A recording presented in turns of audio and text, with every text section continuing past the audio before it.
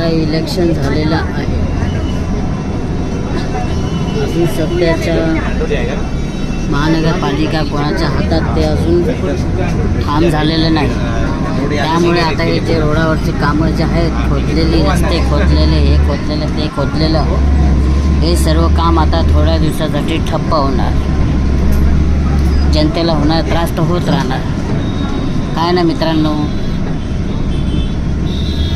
निवडून आलं हे लोक पार्टी करायला गेले हॉटेलवर आणि त्यांच्या संगतीचे कार्यकर्ते होते ते चालले त्यांच्या आयडेक्स मलो काम पे चलो असे करत गेले. जे कार्यकर्ते होते 100 रुपयाची बिर्याणी खाऊन 250 रुपये घेऊन ते आयडेक्स मलो काम पे चलोवरती गेले. आणि जे निवडून आले हे आता करोडोमध्ये खेळतील. हॉटेलवर 4 दिवस मजा केली त्यांनी. आता कोणी काय मजा केली, कोणी कशी मजा केली असे तुम्हीच विचार करा. सगळी सोय दिली आहे त्या लोकांना हॉटेलवर. ठीक आहे.